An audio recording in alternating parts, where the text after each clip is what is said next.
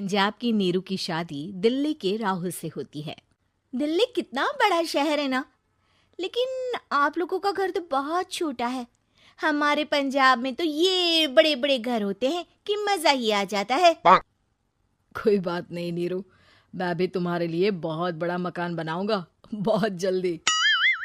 नीरू के पिता जहाँ पंजाब के जाने माने व्यापारी थे, वहीं उसका पति राहुल दिल्ली में एक सिंपल नौकरी करता था। माँ, यहाँ तो घी मक्खन इतना महंगा है कि क्या बताऊं।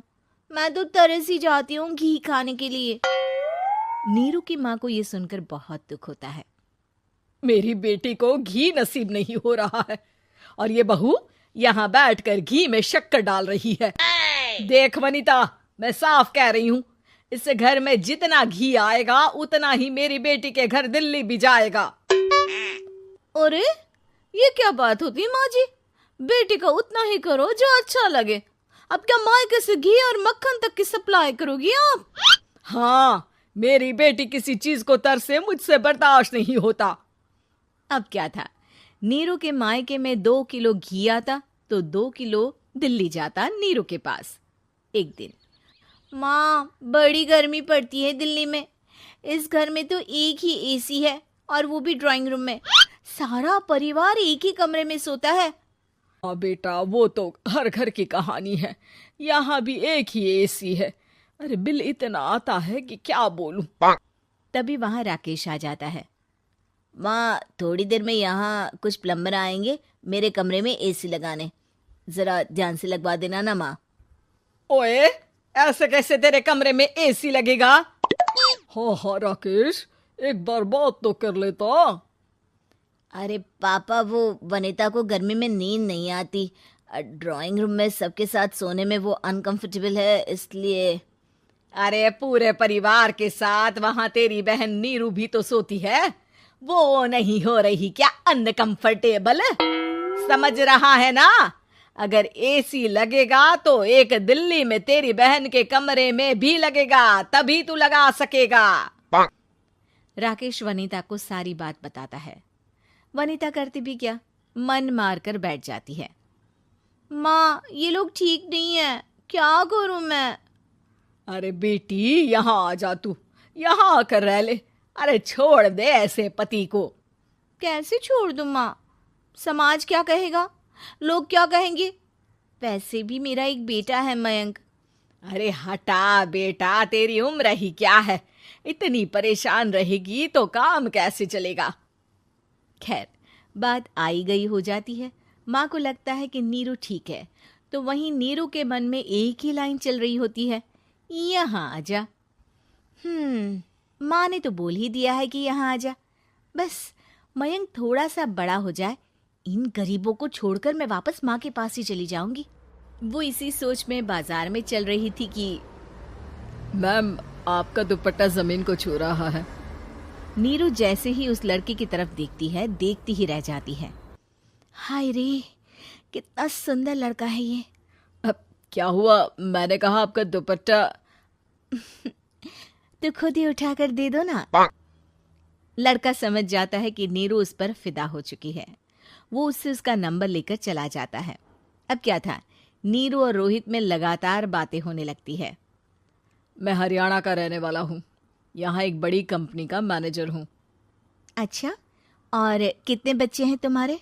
बच्चे? अरे मेरी तो शादी भी नहीं हुई है। तुम बताओ, शादी करोगी? नीरू शर्मा जाती है। अब लेकिन मैं तो पहले से ही शादीशुदा हूँ। मुझे फर्क नहीं पड़ता, बस तुम शादी कर लो, भाग चलते हैं। बहुत पैसे वाला हूं मैं, हमेशा खुश रखूंगा तुम्हें। नीरू रोहित से मिलकर सारा प्लान बना लेती है और फिर एक दिन घर से भाग जाती है। दोनों शादी कर लेते हैं। शादी के बाद, क्या बात है नीरू, तुम्हें परेशान सा देखता हूँ, सब ठीक तो है ना?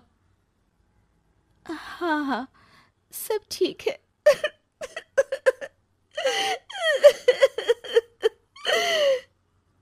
ये कहते कहते ही वो रोने लगती है। अरे क्या हो गया, रो क्यों रही हो? मैंने तुमसे एक बात छुपाई है और वही बात अब मुझे परेशान कर रही है। रोहित, मेरा एक बेटा भी है, उसका नाम मयंक है। क्या बात कर रही हो? ये तुमने मुझे पहले क्यों नहीं बताया? देखो नीरू, मेरी माँ को मैंने ये नहीं बताया है कि तुम शादीशुदा हो। बच्चा मैं मैनेज नहीं कर पाऊंगा। नीरू को समझ में नहीं आता कि वो क्या करे। तुम उस बच्चे को अपनी माँ को क्यों नहीं दे देती? नीरू चुपके से माँ को फोन करती है। माँ, क्या मयंक को तुम रख सकती हो? बेटा, मैं राकेश के साथ बात करती हूँ। आखिर घर का बेटा वही है, जो वो बोलेगा। वैसे भी बेटा, तूने जो किया है ना, उसके बाद से पूरा घर तेरी बुराई कर रहा है। मैं भी अब किसी से तेरे लिए लड़ नहीं सकती। राकेश बेटा, नीरू ने तो जो किया बहुत ही बुरा किया, लेकिन मैं सोच रही थी कि क्यों ना मयंक को हम यहाँ ले आए। तभी वनीता बोल पड़ती है।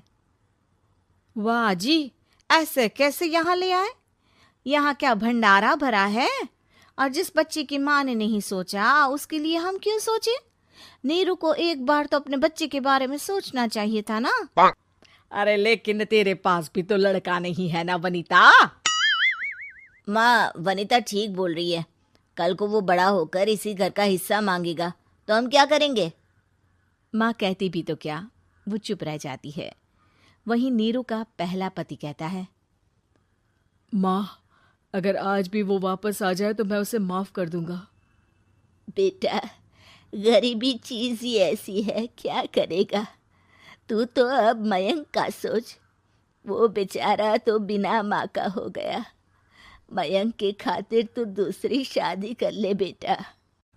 लोगों के लाख समझाने के बाद नीरू के पहले पति की शादी रिद्धि से हो जाती है, जिसके पहले पति से 2 बच्चे होते हैं। देखो जी, मैंने शादी सिर्फ बच्चे के खातिर की है। मैंने भी शादी सिर्फ बच्चों के खातिर की है। वहीं नीरू के दूसरे पति के मन में ये बात घर कर जाती है कि नीरू एक मासूम बच्चे को उसके खातिर छोड़ कर आई है। अब देखो नीरू, मुझे लगता है कि जो औरत अपनी कोख का बच्चा छोड़ सकती है, वो तो कुछ भी कर सकती है। कल को तुम्हें मुझसे अच्छा कोई मिल गया तो तुम तो मुझे भी बाय बाय कर दोगी ना। नीरू को अब उसका दूसरा पति ताने देना शुरू कर देता है। तंग आकर नीरू उसके यहाँ से भागकर अपने पहले पति के पास चली जाती है, लेकिन ससुराल में क्या लेने आई है नीरू, मयंक को? नहीं नहीं सासू माँ, मुझसे गलती हो गई, मुझे माफ कर दीजिए। नीरू, अब वक्त खत्म हो गया है, मेरी शादी हो चुकी है। तो छोड़ दो ना उसे, हमारा बच्चा है। मैं आपको अपनी माँ नहीं मानता, मेरी नहीं मान तो बात अच्छी है। नीरू मयंक की बात सुनकर समझ जाती है कि उसके पास अब न आसमान रहा